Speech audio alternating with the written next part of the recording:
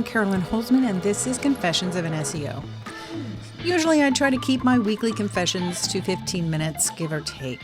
Season 6 has decidedly turned out to be uber SEO-ish, starting today with an operational definition for domain quality. So buckle up, Buttercup.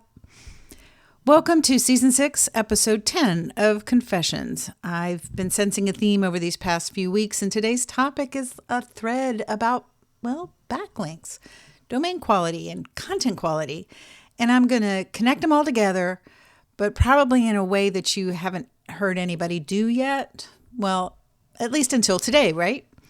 So we talk about backlinks as SEOs like we know exactly what they are.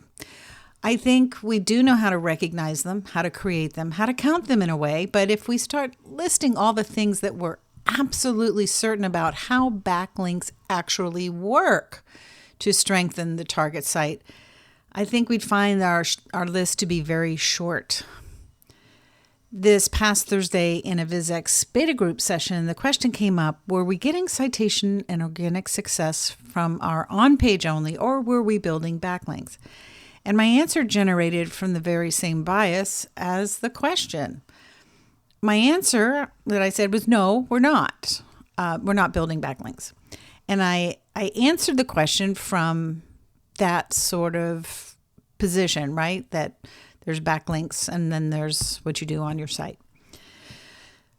But see, backlinks are assumed to be cross-domain, like links that go from one site to another. They link from one domain back, hence the name backlink, to another domain. And for a long time, this is how we as SEOs did our jobs to enhance a site's trust in Google, in addition to working on-page. It was link-based trust. The links from other domains were, let's say, treated like votes. There's a lot more complex math involved in that, but the concept illustrates the point. Going back to my answer to that question, I guess I can say that it was correct, but only in part. What I failed to do was stipulate that we weren't building cross-domain links back into the pages. And usually, when somebody says they aren't link building, the consensus is that the on-page will only get you so far. And eventually you're going to need to build cross-domain backlinks. Well, as regards the sites that we've incorporated VisX horizontal analysis into, I'm not saying we're not going to build some or earn some, hopefully, from other domains. And technically, we are building links. Internal links, though, not cross-domain links. So first, let me review what VisX actually does so you can hear what I'm about to say in context, because it will be important as we go forward. VisX is a plugin in an app currently for WordPress and HubSpot, and it works through an iterative process of performing a horizontal content analysis, the type of which, according to my research, is exactly how the helpful content system of Google runs their core algorithm when they run it. And VisX works to highlight both the explicit and implicit semantic relations within the blog contents, what we clearly say and things that we clearly imply. And what it does is it creates a roadmap for creating and strengthening those relationships within the contents to bring them, if they're explicit, we make them more so. If they're implicit, we make them explicit. So how is that done? Mainly through internal linking, same domain, links between pages. So does Google, from a crawl perspective, see a link on a domain? Do they see it as a link from itself differently than, let's say, a cross-domain typical backlink? There's absolutely no evidence that Googlebot views a link with a judgment from whence it comes. Now, I've been down the indexation rabbit hole for over 4.5 years. Googlebot is a specific crawler whose job it is to crawl, not judge. To Googlebot, there's no such thing as an internal link or a cross-domain link. It's just a link. Now, mind you, I said that to the Googlebot. In last week's episode about the listicle issues and the A tags, those are just links. And it's not that Googlebot loves or hates table of contents. It's just that any link to the Google crawler is catnip. But it's what happens afterwards that is different, but it's not in the meeting of a crawler and a link. So it actually makes a difference. So if Googlebot sees them as links, why do we or did we focus so heavily on cross-domain links to generate trust? Well, frankly, it's how it worked for a long time. The crawling stays agnostic, but the ranking process applies different math, whether it comes from the same domain or a different domain. Now, internal links distribute what we call juice. You didn't see those air bunnies, but I put it around that word juice.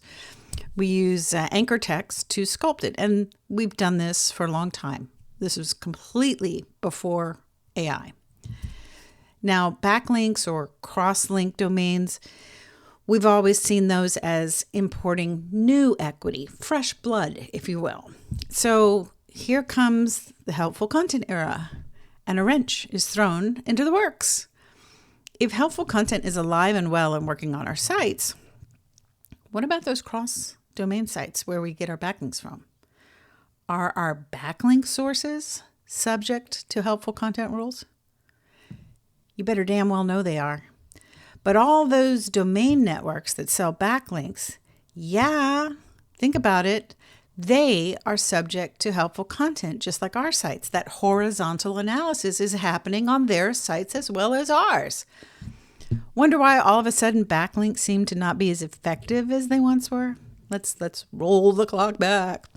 2022, the year that helpful content rolled out, Google came out and said the weight of links was changing, shifting, and eventually they could see the backlinks will not be as important to the overall algorithm like they were. And in 2023, Gary Illis said that links aren't even in the top 3 of important ranking signals. And by 2024, on Reddit, John Mueller suggested that over-focusing on links could be a waste of time, quote, doing things that don't make your website better. So what changed? Well, enter the helpful content system as a horizontal judge. Now we have a system that performs a site-wide topical analysis to come up with 2 things, a site focus score and site radius. There's a lot of other things involved, but let's keep it simple for the sake of discussion. So here's my question. What if we can create new equity from our own site? And I know this is blasphemy. There's a whole industry selling backlinks. So now the Greek chorus comes in singing the lyrics to Domain Quality. Keep that in mind as we move forward. Remember, backlink farms are these link networks that weren't limited to, let's say, one type of, let's call it site focus, one topic. They were all over the place. There was even a notorious spam network present in practically every SERP result for massive amounts of keywords and always sort of ranking middle of the pack on page 5. You probably didn't even notice it, but it was there. To humans, the page displayed porn links.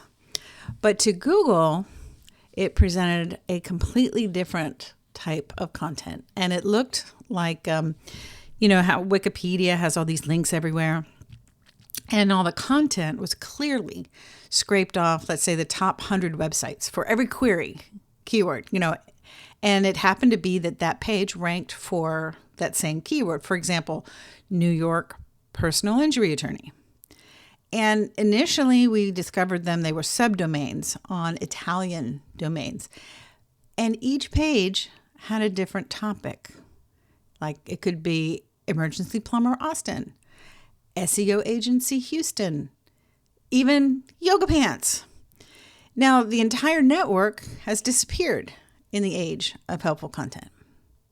The site-wide horizontal analysis is likely the cause, because a site like that couldn't and clearly didn't survive. So while crawlers treat a link as a link, the system it crawls for does judge it. So what is the best possible source of a link? So we have to look at what signal a link from a particular site, let's say to our sites, what signal might that link send? So ideally, we'd be looking for a topically aligned source to use as a boost to our site. So you probably don't need a huge amount of them because you want to make sure your signal is very, very clear. And if we're talking about a relevant link for a page, but while relevant on that page, coming from a domain subjected to helpful content rules, but let's say it's one that has no topical center. So I'm just describing this, right? That we've got a relevant link on a page. The page is relevant, but the domain, however, has no topical center. And this domain has been subject to the helpful content rules. So such a link, let's say from an old style link farm that had scattered topics, no site focus, potentially repressed by the helpful content update, the signal that backlink would send is most likely interpreted as spam or maybe even just plain topical noise, not a signal, therefore no topical trust. At best, you might have topical muddling, no centralized topic on the domain linking to your site. If that site has been demoted or suppressed, that link is going to lack contextual relevance, which can confuse the site focus on your site. So it's going to weaken topical authority signals as an incoming link. Now, the best link source, in my opinion, would be a site that had a tight topical clustering so that the link on the from page to the target page would have every good thing in it. How's that for SEO terms? And it would not have any bad stuff. So this is a link that's going to transmit an unadulterated signal. Sort of sounds like it could be the site we control, our own. Now, what I've seen in testing, some of the SEO testing, some deliberate, some accidental, backlinks have a bidirectional dynamic. So outbound links can pull in semantic relevance to the source page from the anchor text that's linking out to the other page. Some of the context and meaning of that other page will come into the page where the link comes from. But it goes in both directions. So be careful where you point that thing. And it's, as you can see, not a one-way ticket, not for your site and not for the cross-domain type. But if it's coming from your site, that's another story altogether. Which brings me back to the Greek chorus of domain quality. This phrase is tossed around much like the term backlinks. You hear it a lot of people use it because the way they pull the phrase out and speak it with great confidence, those listening goes like, well, that means a thing, so they just repeat it. And it grows more trusted with every repetition. Like, till people are embarrassed to even say, well, what do you mean domain quality? Because no one really has the guts to say, what is it exactly?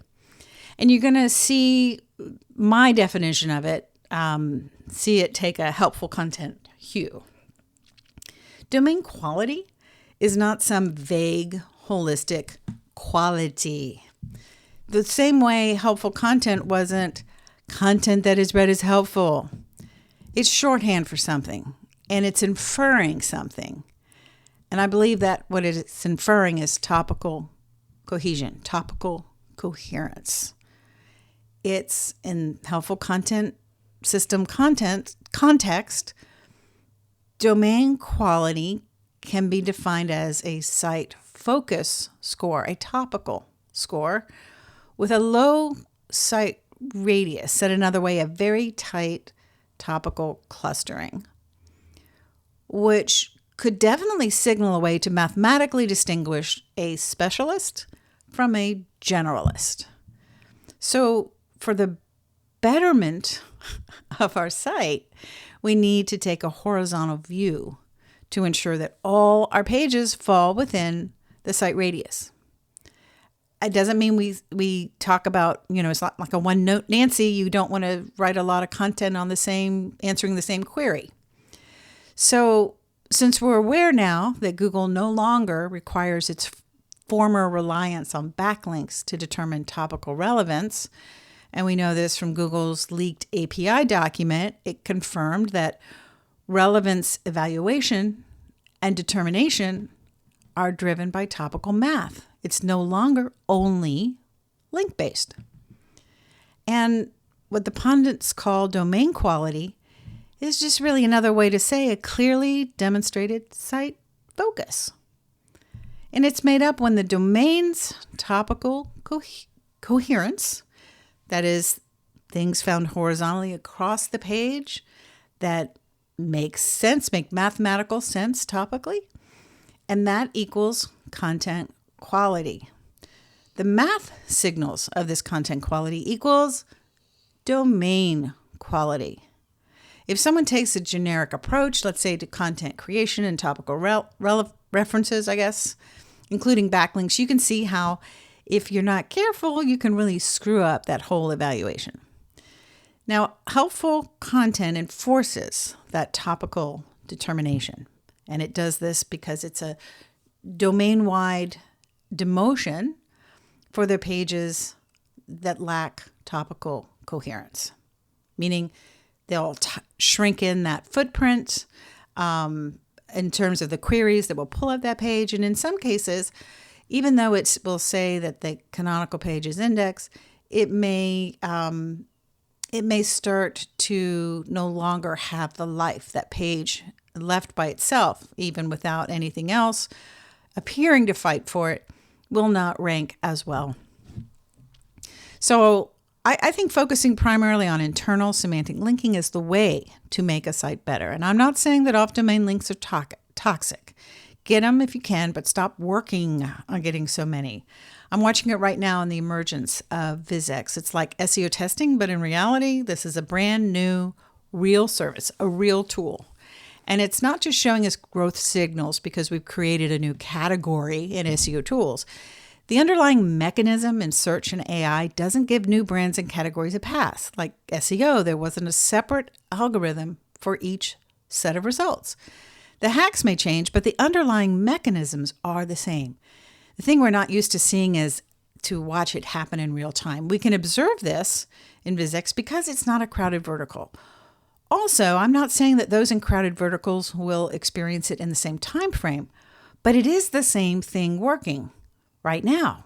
So spending time creating a tight cluster of topics is probably the best way to spend your time, and a deeper understanding that our sites are the best, most topically aligned source of the links that help us. Anything that can help us do both of these activities from the least amount of effort to create the greatest amount of results, all of that is going to make not just our sites better, but our lives better. That's it for me this week. VisX, the world's first helpful content analysis tool that will help you create that tight cluster of semantic topics on your domain. It's available. Get in early. The difference isn't more content, it's connected content. Go to VisX, VIZZEX.ai. And now more than ever, AI makes the indexation of your content into Google and Bing essential. So don't leave it to chance. Check out Indexzilla, which is my indexing tool. You can find it at indexzilla.io. Thank you for being a listener, and until next week, I'll see you in the SERPs.